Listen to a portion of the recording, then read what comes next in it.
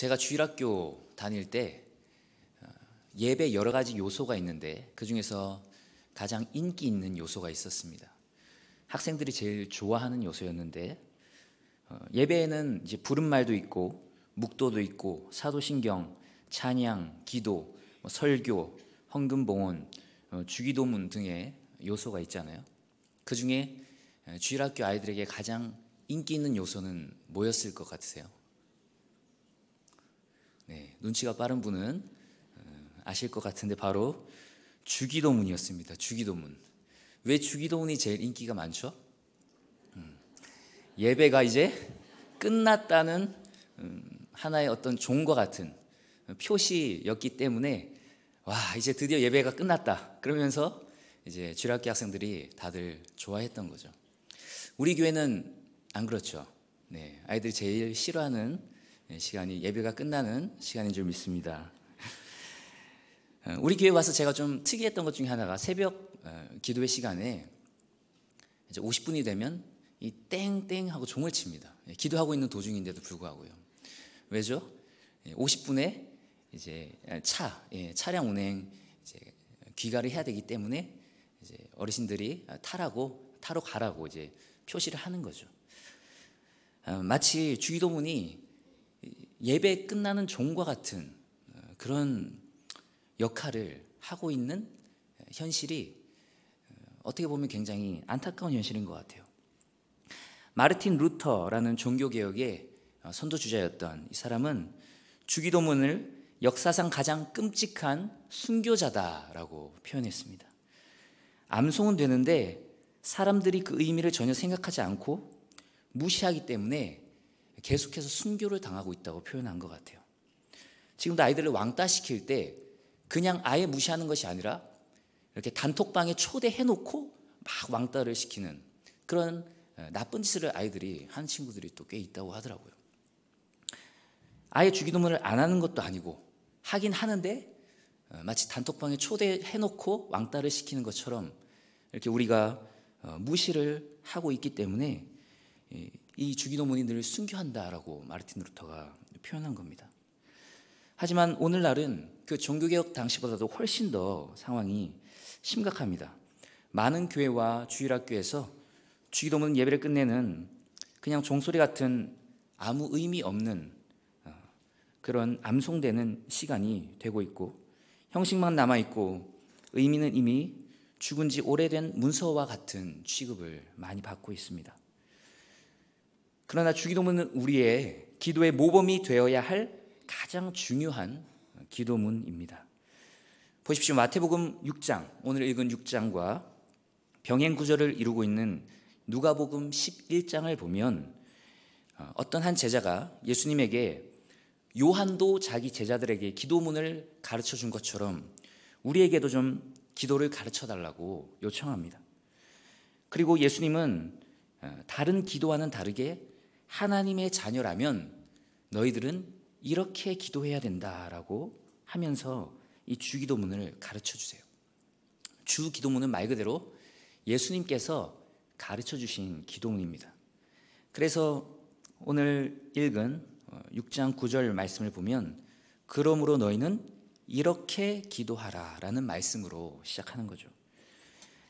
그러니까 다른 방식으로 기도하지 말고 바로 이런 방식으로 기도하라고 기도의 모범을 주신 것입니다. 주기도문의 구조를 좀 보면 8가지 구조로 되어 있는데 처음에 부른말이 있습니다. 하늘에 계신 우리 아버지요. 그리고 나서 6가지 간구가 나옵니다.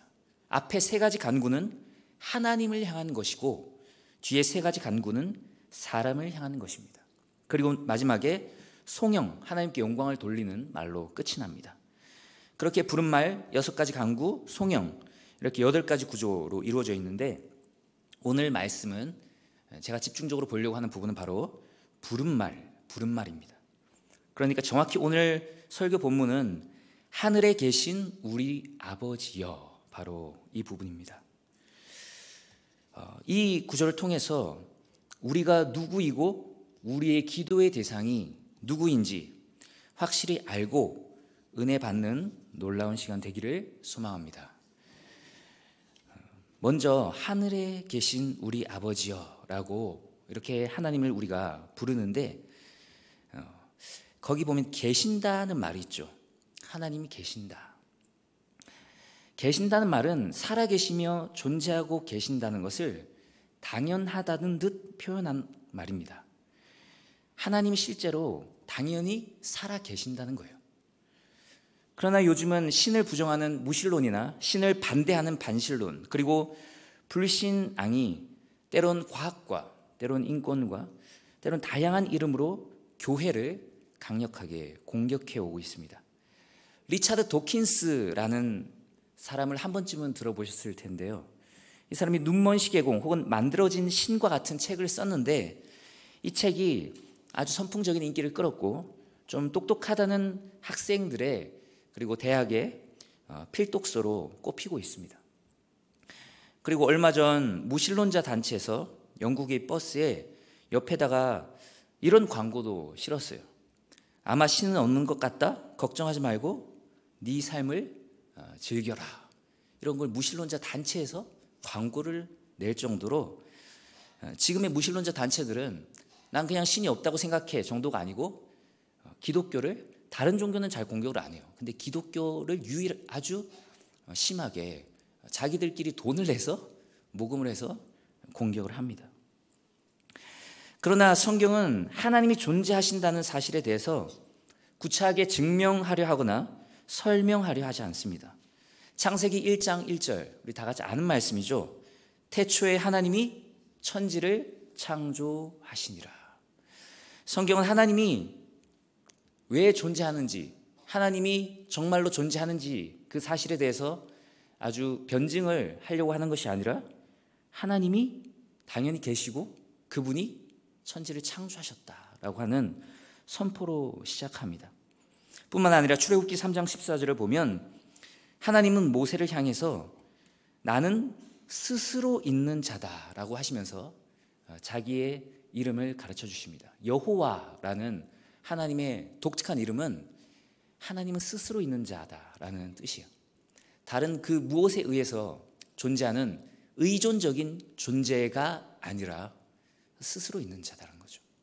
어떤 특정한 비를 다루는 비의 신이나 농사를 다루는 농사의 신이나 풍요의 신이나 이런 특정한 한 영역을 관장하는 신이 아니라 스스로 존재하며 온 우주의 창조주라고 하나님께서 모세에게 알려주는 것입니다. 우리가 하나님의 존재를 세상 가운데 변증하려는 노력이 필요한 것이 사실이지만, 지나치게 과학이나 이성적인 증거 등 다른 것들에 의존하려고 하다 보면 하나님은 과학이나 이성보다 못한 하나님이 될 수 있습니다. 왜냐하면 과학적으로 이성적으로 증명되어야만 하나님이 만약 살아계시다고 한다면 하나님은 과학이나 이성보다 못한 존재가 되는 거죠. 왜냐하면 더 나은 존재에 의해서 더 못한 존재가 증명되기 때문입니다. 그래서 성경에서는 하나님의 살아계심을 증명하기보다는 선포하고 있습니다. 스스로 있는 자다, 하나님이 창조하셨다라고 말씀하시는 거죠. 그러나 하나님은 하나님의 모습을 감추기만 하지 않으시고 이 세상 가운데 그 스스로 계신 하나님이 드러내셨습니다.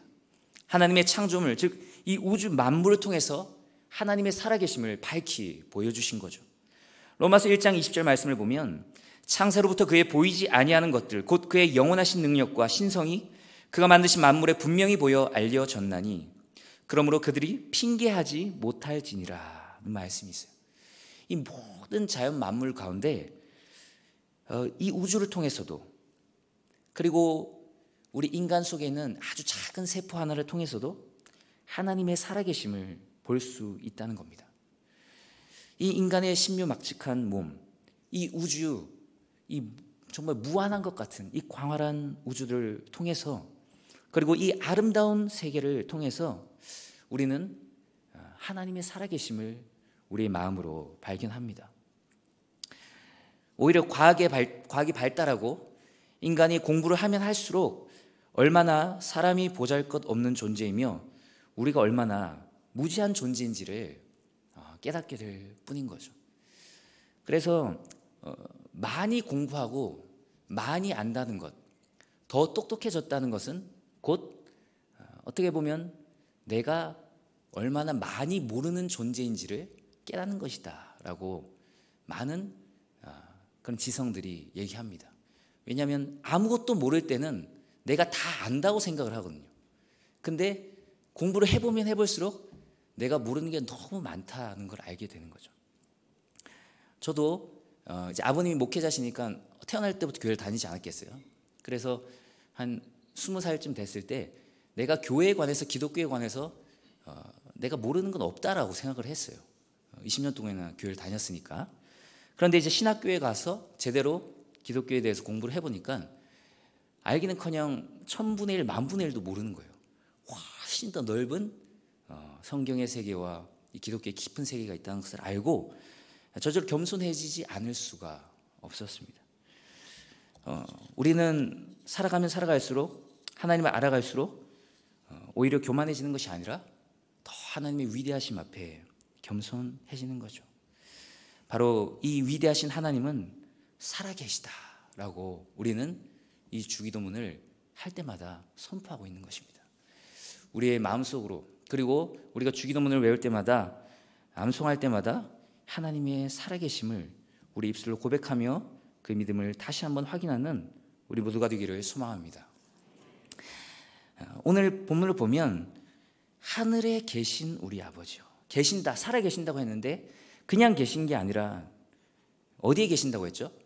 네, 하늘에 계신 우리 아버지요.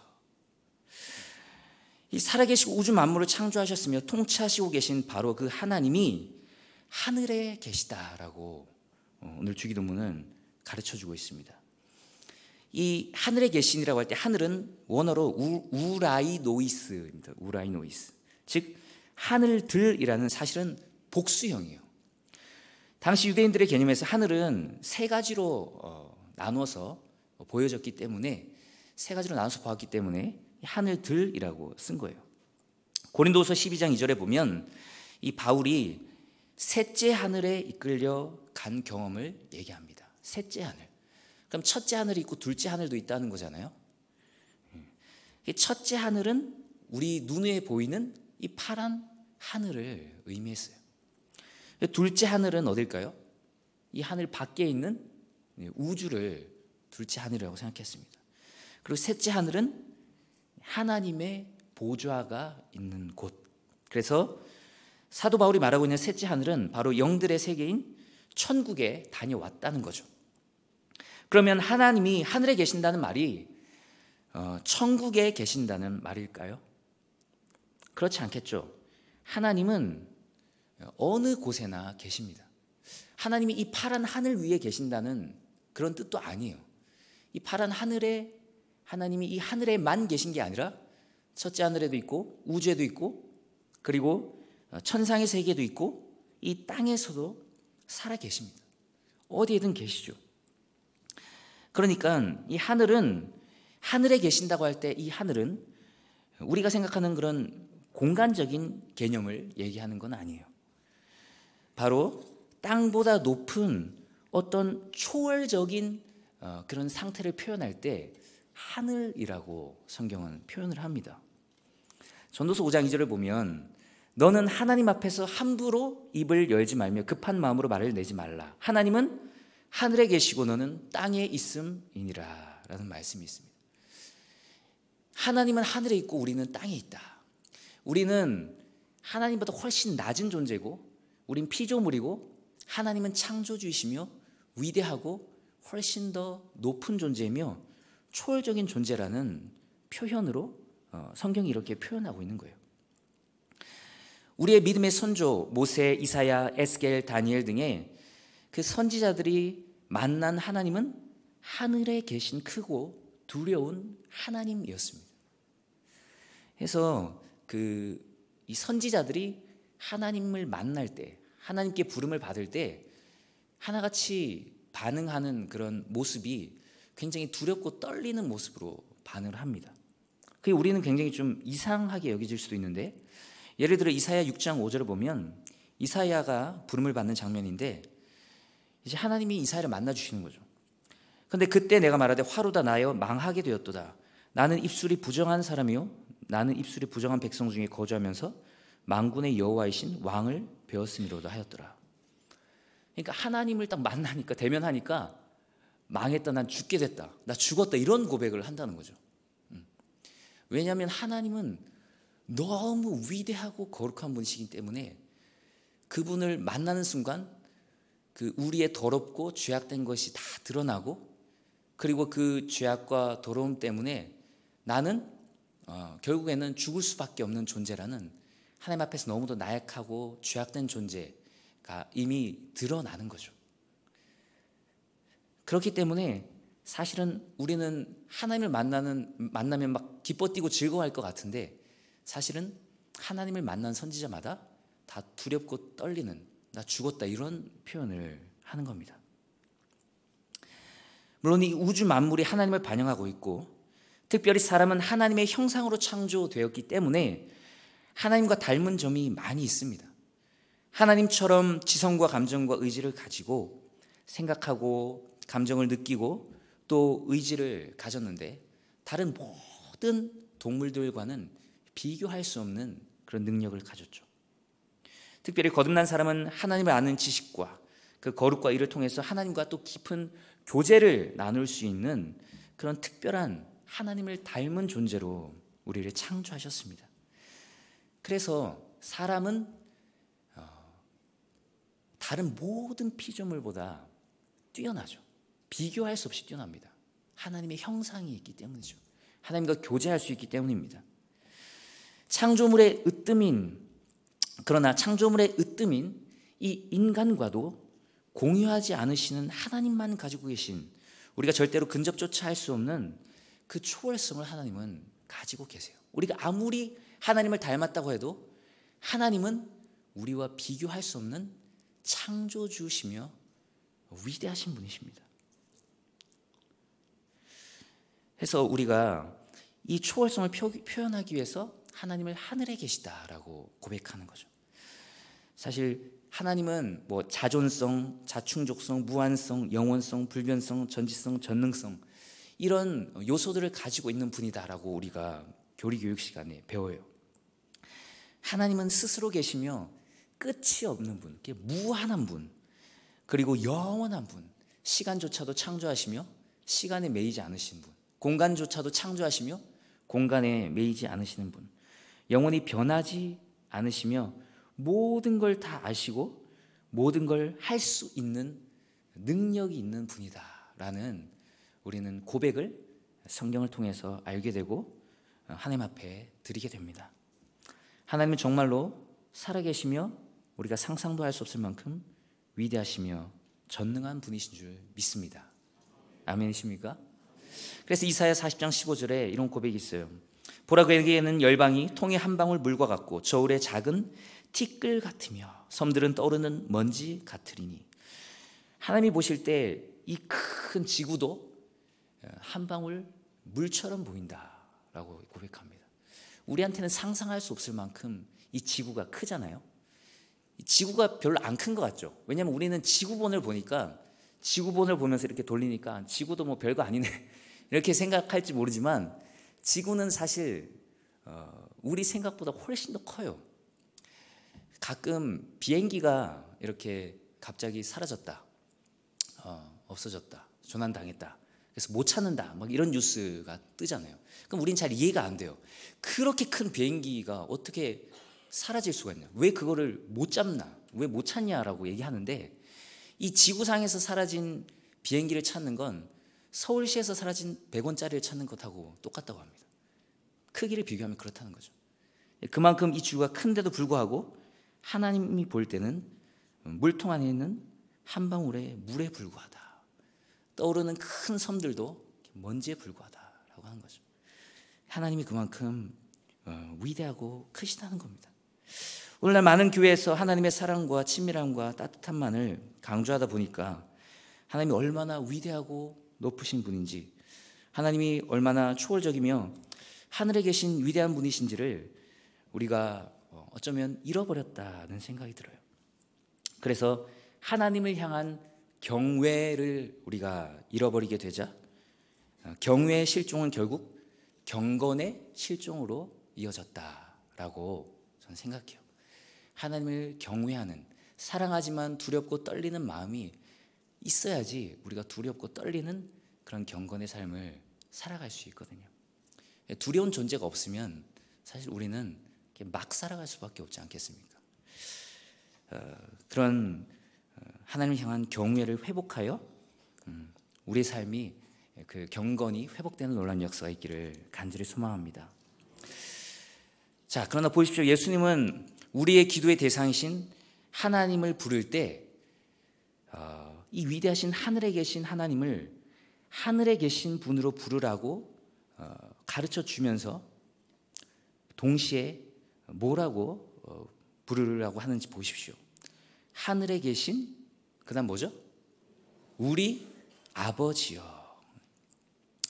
이제까지 하늘에 계신 이 하나님이 얼마나 위대하고 높으며 우리와 비교할 수 없는 분인지를 보았다면, 이 살아계시고 하늘에 계신 위대하신 하나님이 동시에 얼마나 우리와 가까이 계신 분인가를 좀 보기를 원합니다. 칼 바르트라는 신학자가 있어요. 우리 신학적 입장에서는 사실 좀 거북하게 여기는 신학자이긴 한데 워낙 20세기의 가장 위대한 신학자다 이렇게 많이 여겨집니다. 이 신학자는, 이 칼 바르트는 하나님이 우리가 범접할 수 없는 아주 높고 위대하신 분이시라는 것을 극적이고 아름답게 잘 표현을 했어요. 우리가 감히 접근할 수 없는 분이다.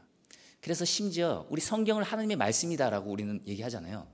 근데 칼 바르트는 성경을 하나님의 말씀이다 이런 식으로 우리가 너무 쉽게 얘기하면 안 된다라고 표현해요. 왜냐하면 이 성경은 언어로 이루어져 있잖아요.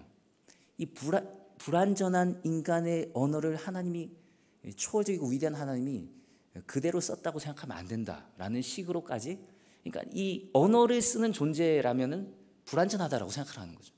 그 정도로까지 하나님을 위대하고 높으신 분이다라고 추켜 세웠는데, 그렇게 하나님의 위대하심을 잘 표현했을지 모르지만 하나님이 우리와 함께 하시는 우리 아버지라는 것을 표현하는 데는 좀 실패한 면이 많이 있다는 생각이 들어요.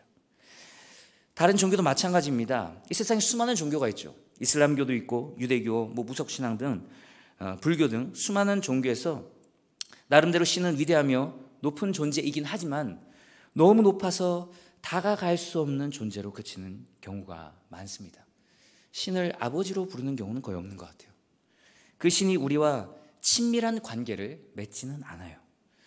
그러나 성경이 말하고 있는 참 신 하나님은 우리가 상상도 할 수 없을 만큼 초월적이고 위대하며 하늘에 계신 분이지만 동시에 아버지로서 우리와 함께하는 분임을 우리는 믿습니다. 그래서 오늘 본문 말씀에서 예수님이 우리가 기도할 때 하늘에 계신 우리 아버지여라고 하나님을 부르라고 가르쳐 주신 거죠. 아버지라는 용어는 원어로 파테르라는 말인데 이것은 우리말의 아빠와 아주 비슷한 용어입니다. 아빠. 물론 버릇없는 태도로 부르는 그런 아빠는 아니에요. 아버지와 아주 친밀함을 표현할 때 쓰는 말이죠. 아버지라는 말은 크게 어떻게 보면 두 가지로 볼 수 있는데, 첫째는 성자 하나님이신 예수 그리스도께서 성부 하나님을 부르실 때 쓰는 말입니다. 요한복음 17장 5절 말씀을 보면 아버지여, 창세 전에 내가 아버지와 함께 가졌던 영화로서 지금도 아버지와 함께 나를 영화롭게 하옵소서라는 예수님의 기도문이 나옵니다. 이스라엘은 개인적으로 하나님을 아버지라고 부르지 않았기 때문에 예수님이 하나님을 아버지라고 했을 때 사람들이 신성모독이라고 보았고, 그것이 예수님을 십자가에 못 박은 가장 큰 이유였습니다. 아니, 감히 하나님을 어떻게 아버지라고 부르지라고 유대인들은 생각했던 거예요. 감히 아버지라고 표현할 수 없었던 거죠. 왜냐하면 아버지라고 해버리면 아버지와 아들은 어떻게 보면 동등한 존재거든요. 우리도 아버지와 자녀가 아버지보다 조금 늦게 태어났을 뿐이지 존재적으로 보면 동등한 존재잖아요. 그러니까 하나님을 아버지라고 부름으로써 아버지와 마치 동등한 존재다라고 말하는 것처럼 느껴서 이 예수님을 싫어했던 겁니다. 그러나 이 예수님은 실로 하나님의 아들이셨습니다. 우리가 성부, 성자, 성령 하나님이라고 삼위일체 하나님을 부를 때, 그래서 성부는 거룩한 아버지 하나님이잖아요. 그때 그 아버지는 사실 우리의 아버지가 아니고 성자 예수 그리스도의 아버지이기 때문에 성부라고 하는 거죠.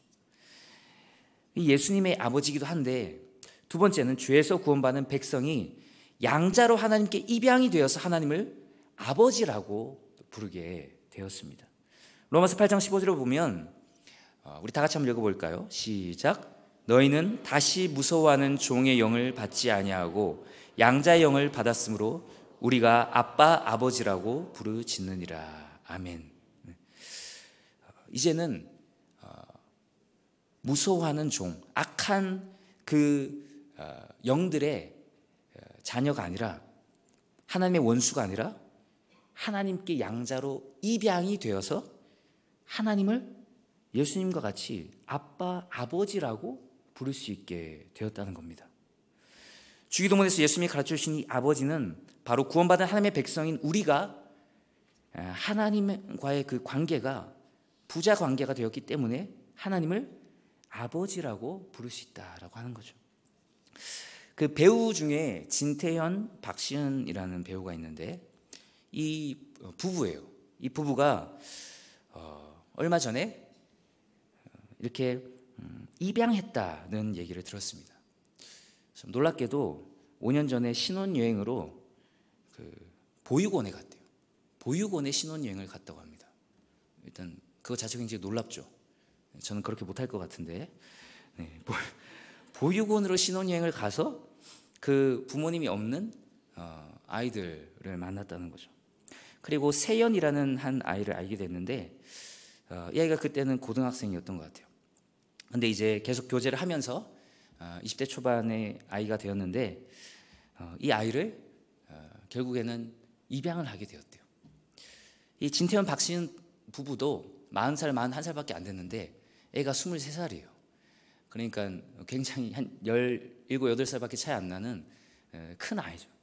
근데 그 아이를 입양을 했는데 왜 입양했냐고 사람들이 물어보니까 너를 사랑하고 지지하는 엄마 아빠가 있다는 걸 알려주고 싶었다라고 얘기했다고 합니다. 부모님의 사랑을 느끼게 해주고 싶었다는 거죠. 참 귀하다는 생각이 들어요. 그렇게 입양돼서 이제는 아저씨 아줌마가 아니라 아빠 엄마로 이제 부르게 된 거죠. R.C. 스프라울이라는 미국의 저명한 목사님이 있습니다.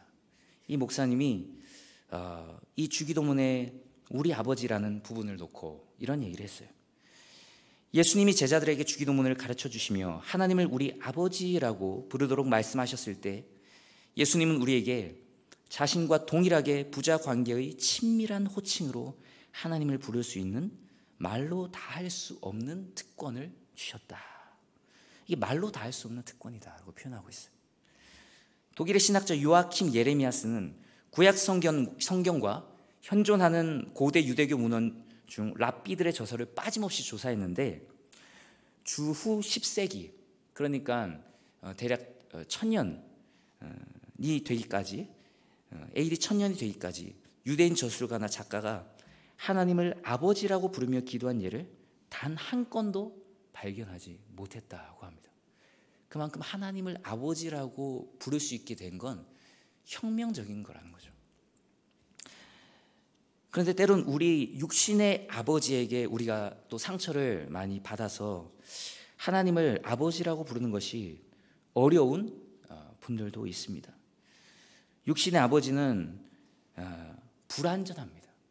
사실 하나님의 아름다운 그 아버지의 모습을 자녀들에게 보여줄 사명을 가지고 있지만 때론 그렇지 못할 때도 많이 있죠. 그러나 하늘에 계신 우리 아버지는 그분이 사실은 진짜 아버지고 그 우리 아버지는 나를 잠깐 낳으신 그 아버지와는 비교할 수 없는 영원한 신뢰할 수 있는, 믿을 수 있는 아버지임을 믿습니다. 그것을 기억하기 바랍니다. 그 아버지가 아니라 바로 우리의 아버지입니다. 이 우리 아버지 하나님이 사실은 진짜 아버지인 거죠.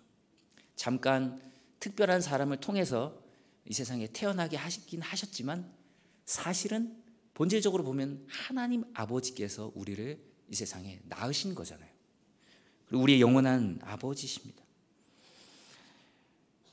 우리 육신의 아버지 때문에 때로는 실망을 하기도 하지만 원래 진짜 아버지인 우리의 영원한 아버지 하나님을 기억하며 그 하나님의 아버지 되심을 좀 회복했으면 좋겠어요.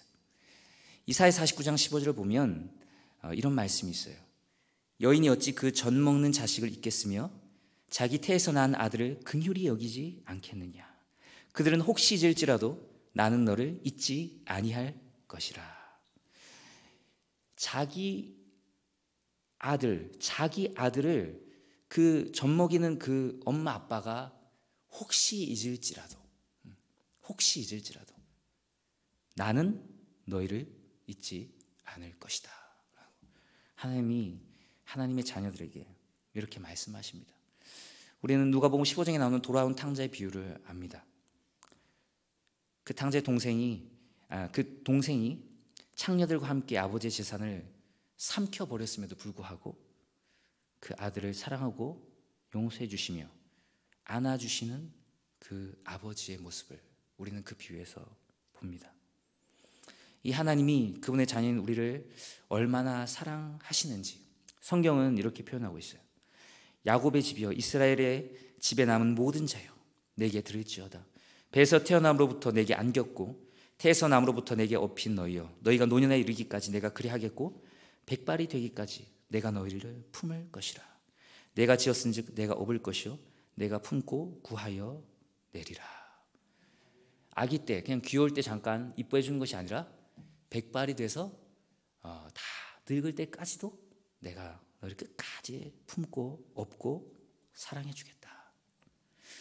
시편 23편 4절은 이런 하나님을 만난 시인의 고백이죠. 내가 사망의 음침한 골짜기로 다닐지라도 해를 두려워하지 않을 것은 주께서 나와 함께 하심이라. 주의 지팡이와 막대기가 나를 안위하시나이다. 이 구절은 우리가 다들 암송하고 있는 구절이잖아요. 내가 어떤 사망의 음침한 골짜기를 다닐지라도 하나님 아버지께서 나와 함께 하신다는 거죠. 이 하나님은 정말 우리의 위대한 우리를 낳으신 아버지십니다.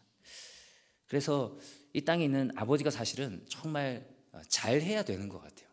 우리 자녀들에게 그 아버지의 권위가 또 회복되기를 소망합니다. 오늘날 너무 아버지의 권위가 많이 실추된 것 같아요. 사실 제가 어릴 때만 해도 이렇게 그 주일학교나 학교에서 신상명세서를 작성할 때 그 칸이 있잖아요. 그 제일 위 칸에 아버지의 성함을 쓰고 쭉 쓰고 직업 쓰고 막 그 다음에 어머니 쓰고 그 다음에 뭐 누나 쓰고 그 마지막에 저를 쓰고 이런 식으로 이제 당연히 그렇게 써야 된다고 했고 대부분 다 그렇게 썼어요. 그런데 제가 이제 요즘 주일학교 사역을 하면서 놀라운 것을 발견했는데 요즘의 아이들은 신상명세서를 쓰라고 하면 제일 윗칸에 아버지보다 엄마 이름을 더 많이 씁니다. 엄마 이름이 제일 위에 올라가 있는 경우가 더 많아요. 한 65%에서 70%는 엄마를 먼저 써요. 제가 그걸 보고 깜짝 놀랐는데 그러니까 실질적인 그 가정의 랭킹 1위가 넘버원이 아빠가 아니라 엄마라는 거죠.